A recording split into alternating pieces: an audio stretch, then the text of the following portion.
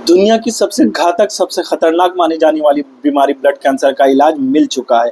ना सिर्फ blood cancer, आगे इसी टेक्निक का इस्तेमाल करके हम लंग्स, लीवर और किडनी जैसी बीमारियों को भी ठीक कर सकते हैं। ये है केरला के किन्नूर सिटी में रह रहे हैं किशोर देव, जिन्होंने इसी टेक्निक का इस्तेमाल करके बांग्लादेश में ब्लड कैंसर से जूझ रहे 98 किशोर की जान बचाई। और ये वो लम्हा है जब जान बचने के बाद दोनों ने एक दूसरे को सामने से देखा और गले लगाया।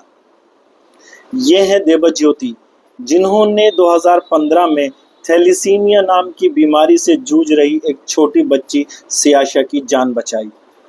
और इसी टेक्निक का इस्तेमाल करके ये लाखों लोग हैं जो ब्लड कैंसर से जूझ रहे मरीजों की जान बचा रहे हैं। दोस्तों, हम बात कर रहे हैं स्टेम सेल ट्रांसप्लांटेशन की, स्टेम सेल थेरेपी की, जो कि ब्लड कैंसर का एक वाहिद इलाज, एक वाहिद क्योर है। इसमें सबसे पहले डॉक्टर एक सेहतमंद, एक हेल्दी व्यक्ति के खून से, उसके शरीर से स्टेम सेल को कलेक्ट किया जाता है और ये स्टेम सेल कलेक्ट करके जो भी कैंसर का मरीज है उसकी बॉडी में ट्रांसफ्यूजन के जरिए डाल दी जाती हैं। अब ये स्टेम सेल मरीज की डिफेक्टिव स्टेम सेल को हटाकर खुद हेल्दी स्टेम सेल की जगह ले लेती हैं। अब ये हेल्दी स्टेम सेल उस मरीज के खून में, उस पेशेंट के खून में जितनी भी कैंसर सेल है उनको धीरे धीरे मारने लगती हैं, उनको धीरे धीरे इंगल्फ करने लगती हैं, उनको धीरे धीरे खत्म करने लगती हैं। इससे ब्लड कैंसर का पेशेंट एकदम ठीक हो जाता है और यही एकमात्र इसका क्योर है। क्योंकि जितनी भी आप स्टेम सेल देख लो, स्टेम सेल में ये कैपेबिलिटी होती है कि वो डिफेक्टिव सेल को हटा सकें और उसको अपनी जगह लेकर कोई भी डिफेक्टिव एरिया है उसको रिपेयर करती हैं, रिकंस्ट्रक्ट करती हैं और कैंसर सेल को ये हटा लेती हैं। तो ये एक वाहिद क्योर है। स्टेम सेल टेक्नोलॉजी की हेल्प से साइंटिस्ट ऑर्गन क्रिएशन और टिश्यू क्रिएशन पर वर्क कर रहे हैं, उस पर रिसर्च कर रहे हैं और उसमें इनको कामयाबी भी हासिल हो रही है। किसी भी टिश्यू पर अगर हम स्टेम सेल इंजेक्ट कर देते हैं तो वहाँ के जो डैमेज टिश्यू हैं वो धीरे धीरे हील होने लगते हैं, धीरे धीरे कंप्लीटली सही हो जाते हैं।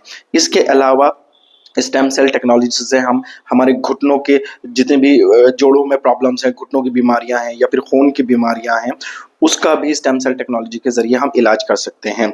हमारी किडनी, लीवर, लंग्स, यहाँ तक कि कार्डियोवैस्कुलर डिजीज, यहाँ तक कि दिल की भी अगर हमारी सेल्स डैमेज हैं या टिश्यू डैमेज हैं और हम वहाँ पर स्टेम सेल को इंजेक्ट कर देते हैं तो वहाँ के टिश्यू धीरे धीरे रीजनरेट होने लगते हैं, धीरे धीरे उनमें रीजनरेशन होने लगता है।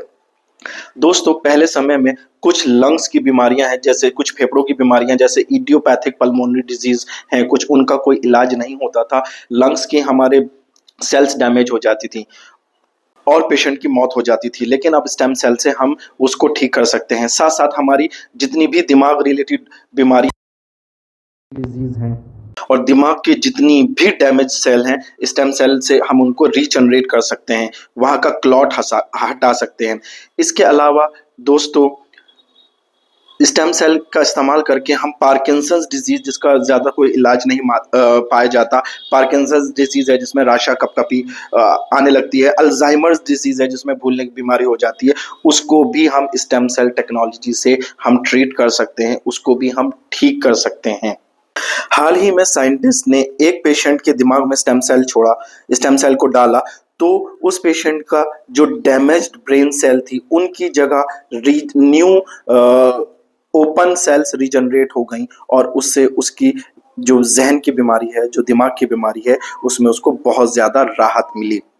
इसके साथ साथ बहुत सारी हमारी जो हार्ट रिलेटेड प्रॉब्लम्स हैं, जो दिल की बीमारियां हैं, दिल की नसें ब्लॉक हो जाती हैं, तो इसी तरह साइंटिस्ट ने 2013 में एक इसमें डिस्कवरी की कि अगर हम दिल की ब्लॉक्ड सेल में हम स्टेम सेल डालते हैं तो वहाँ की जो ये स्टेम सेल हैं वो न्यू सेल्स क्रिएट कर देती हैं, न्यू सेल्स रीजनरेट कर देती हैं, जो कि ब्लॉक्ड सेल की जगह ले जाती हैं, ब्लॉक्ड वेसल्स की जगह ले लेती हैं।